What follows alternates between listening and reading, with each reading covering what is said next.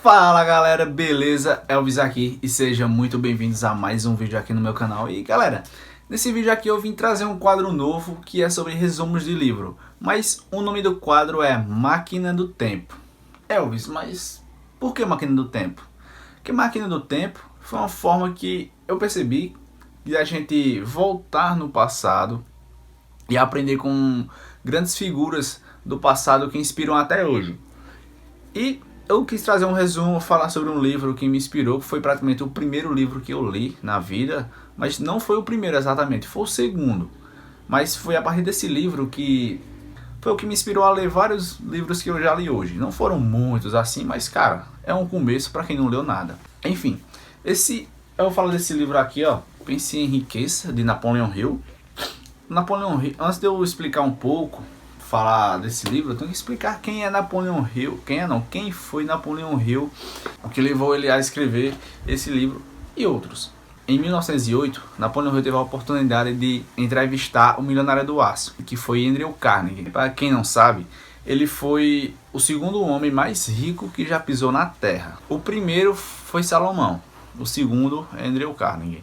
E o terceiro agora, que vai ser em breve, daqui a alguns anos, vai ser Jeff Bezos, que é o dono da Amazon. Só que eu não vou me aprofundar um pouco no Jeff Bezos, só para não perder o foco do livro. Foi lá que Napoleon Hill foi fazer essa entrevista. E Andrew Carnegie olhou assim nos olhos dele, meio que lançou uma proposta. E ele deu 60 segundos para ele poder responder, só que ele não avisou a Napoleon. Ele ficou calado e ficou analisando a sua postura, porque ele fala que homens que tomam grandes decisões, eles não levam muito tempo para pensar, eles tomam decisões imediatamente. Napoleon Hill foi e respondeu rápido, não demorou mais do que 60 segundos para tomar essa decisão. E Andrew foi e disse que ele levaria 2 décadas ou mais para poder ter essa filosofia do sucesso. E ele entrevistou mais de 20 mil pessoas, e entre essas 20 mil pessoas, 500 delas eram as mais ricas da época. Por exemplo, era Rockefeller, Andrew Carnegie, Thomas Edison, Henry Ford e muitos outros caras. E também ele foi conselheiro de 2 presidentes dos Estados Unidos. Ele estudou essas pessoas e criou o livro Pense e Enriqueça, mas esse livro Pense e Riqueza foi criado depois que o primeiro livro foi lançado, dessa pesquisa toda, que acho que é as 16 leis do sucesso, a lei do triunfo, um negócio assim. Não estou lembrado qual foi o livro exatamente. Sei que ele foi lançado em 1928, por aí. Sei que ele foi lançado. E depois ele foi lançado esse livro aqui que descreve 3 passos. 13. Eu vou falar só de 3 aqui. E o primeiro é o desejo, o ponto de partida. Só que antes de falar desse desejo, ele fala de algumas lições e algumas histórias de pessoas que desistiram antes mesmo de alcançarem o sucesso. E não tinham aquele desejo tão ardente assim, mas que tomaram como lição aquela derrota em um futuro aprendizado e que veio trazer sucesso posteriormente a elas.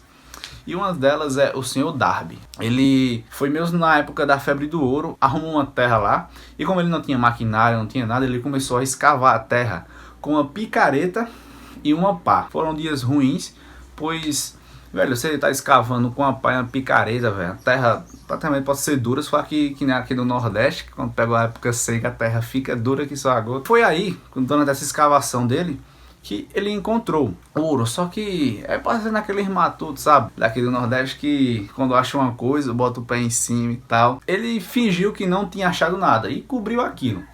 Só que ele foi para sua cidade natal, falou para os seus familiares e alguns vizinhos. Então arrendaram aquilo, fizeram uma vaquinha para poder comprar o maquinário que ele não tinha. Então, em seguida, ele voltou com seu tio. E na primeira pesquisa que fizeram, o primeiro material que tiraram daquele buraco, descobriram que eles eram donos de uma jazida mais rica, toda aquela parte do Colorado. E começaram a escavar. Só que eles tiraram muito material de lá para poder pagar as dívidas. Só que acabou.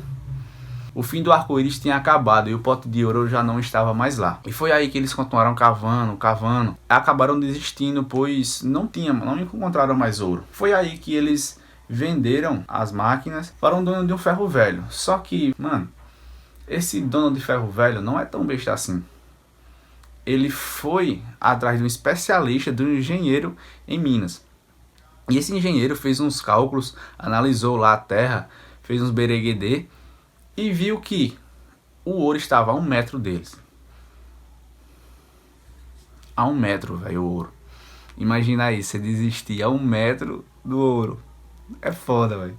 Quando eles começaram a cavar, o cara se tornou, o dono do ferro velho, se tornou milionário.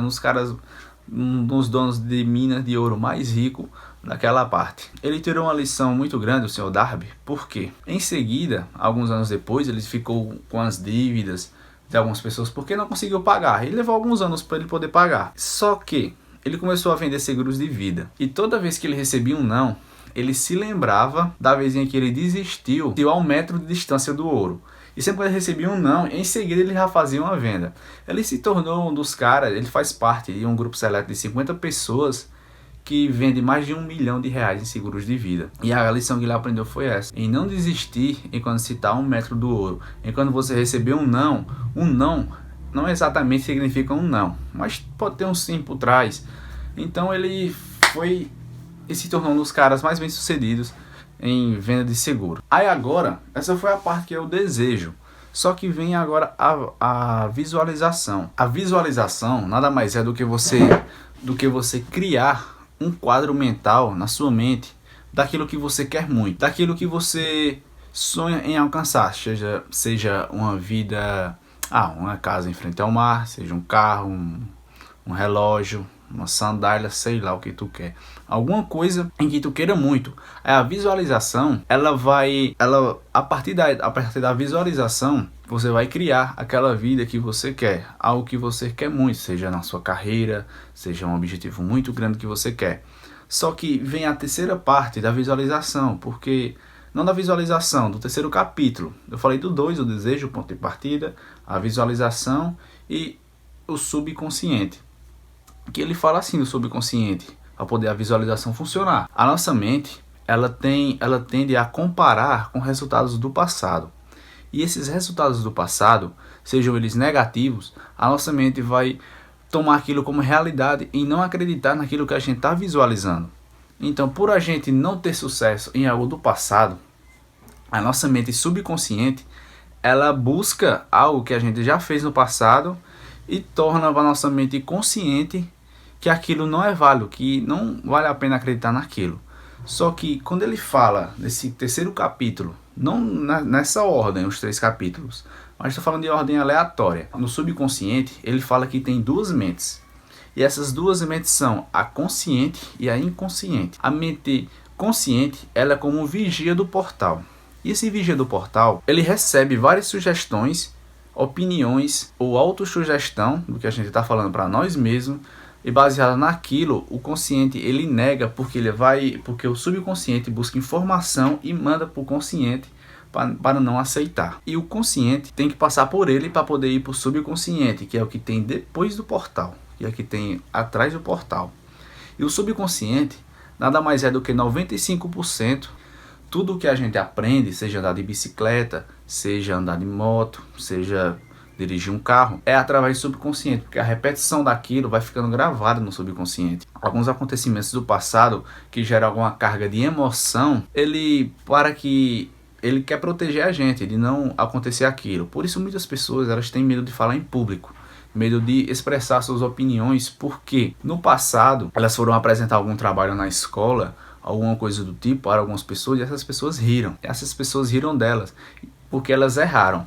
E não é um medo em si de falar em público, mas é um medo de errar em público. Então o subconsciente busca essa forma de tentar nos proteger. É normal dele, natural, a gente já nasce com isso. Todas as pessoas nascem com isso. Então, ela funciona assim. Quando você está buscando algo, ela sempre vai comparar com algo do passado. Então o subconsciente sempre vai buscar formas de manter aquilo e deixar a gente quieto, nesse ponto neutro, e não buscar aquilo que a gente está visualizando. Então, a partir do momento que a gente começa a visualizar, esse vigia do portal, ele é sentimental. É engraçado, né? Porque quem diria que um guardião do portal, que é o consciente, seria sentimental? Pois é, quando você, na sua visualização, começa a transmitir sentimento, uma carga de emoção, através da sua visualização, ele dribla o consciente e vai diretamente para o subconsciente. Só que o subconsciente, ele não distingue o que é real ou não. Tipo, isso aqui é o meu quarto, por exemplo. E se eu visualizar outro quarto, um quarto maior, um quarto grande, com banheira, hidromassagem, essas coisas todas, ele não vai distinguir se é verdade, se é real ou não. Porque eu estou gerando uma carga de emoção, ele está indo direto para o subconsciente. E o subconsciente, ele não distingue o que é real ou não. Tudo aquilo é real, basta a gente imaginar. E ele começa a aceitar aquilo como verdade. E a partir do momento que o subconsciente vê aquilo como verdade, ele começa a agir em prol daquilo. E como eu falei anteriormente, a gente é 95% nosso subconsciente. Nossas ações, atitudes são tomadas baseadas no subconsciente, em ações do passado. E a gente só tem controle em 5%. Então, a partir daí, dessa parte do capítulo que é o subconsciente, ele transmite uma noção muito grande do que, baseados em nossas crenças passadas, a gente não consegue ir para frente, evoluir, porque nossas crenças, elas nos limitam, de uma certa forma, que nos protege. E a partir da visualização, a gente começa a criar um novo mundo mentalmente, uma vida que a gente quer, desde que deposite uma carga emocional nela para ela poder driblar o consciente diretamente para o subconsciente. E a partir da repetição, aquilo vai se tornando como realidade, vai se tornando fixo no seu subconsciente. Esse aí foi mais um episódio do Máquina do Tempo. O meu objetivo com essa série é motivar, incentivar várias pessoas, o máximo de pessoas que eu conseguir, a iniciarem a leitura de um livro. Assim como o livro mudou a minha forma de ver o mundo, as minhas atitudes e minhas ações, pode também mudar a sua. Através dos livros eu estou conseguindo vencer os meus próprios medos. Eu percebi que o medo nada mais é do que uma criação da nossa mente. E que esses medos, eles podem ser combatidos através da fé e da ação.